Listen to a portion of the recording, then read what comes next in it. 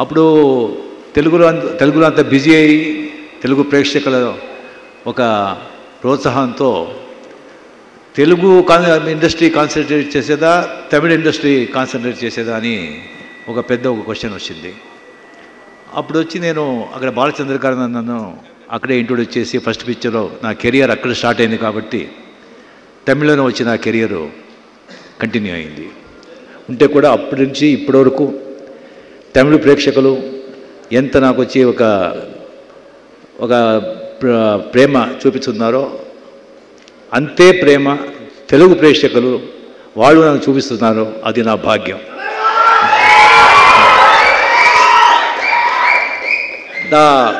ఆ బ్రేక్ తర్వాత మన మోహన్ బాబు నాకు వచ్చి ఆ పెద్దరాయుడు పిక్చర్లో ఒక బ్రేక్ ఇచ్చాడు మళ్ళీ.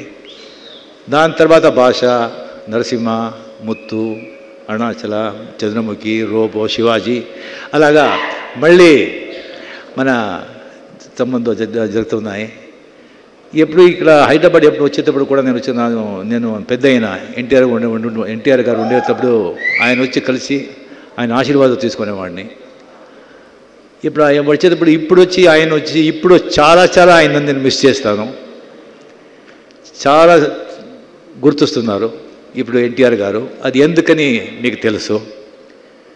దాంతో ఈ టైంలో నేను నా ఇంకొక గురువుగారు బాలచంద్ర తర్వాత ఇంకొక గురువుగారు దాసరి నారాయణరావు వాళ్ళ గురించి నేను రియల్గా గుర్తు చేసుకుంటాను. చాలా పెద్ద మనిషి, చాలా పెద్ద డైరెక్టర్, నాకు చెప్పాల్సిన అవసరం లేదు.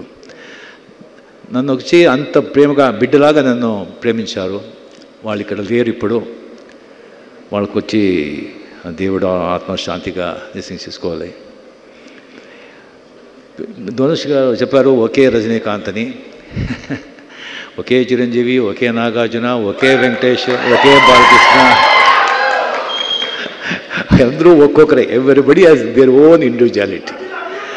No one is bigger than nobody. Only opportunity makes bigger. That's all. Only opportunity. కొన్ని ఇండస్ట్రీలో వచ్చి ఆపర్చునిటీ దొరుకుతుంది. ఆ ఆపర్చునిటీ కరెక్ట్గా మేము యూజ్ చేసుకోవాలి. బట్ ఆ ఆపర్చునిటీ దొరికేది వచ్చి దానికి లక్ అని చెప్తారు. దేవుడి మీద నమ్మకం లేని వాళ్ళు లక్ అని చెప్తారు. దేవుడి మీద నమ్మకం ఉండేవాళ్ళు దేవుడు ఆశీర్వాదం చెప్తారు. సో ఆ మంచి ఏ ప్రొఫెషన్ కానీ ఏ ఫీల్డ్ కానీ ఆ ఆపర్చునిటీ అనేది దొరికితే ఆ ఆపర్చునిటీ వదలకూడదు.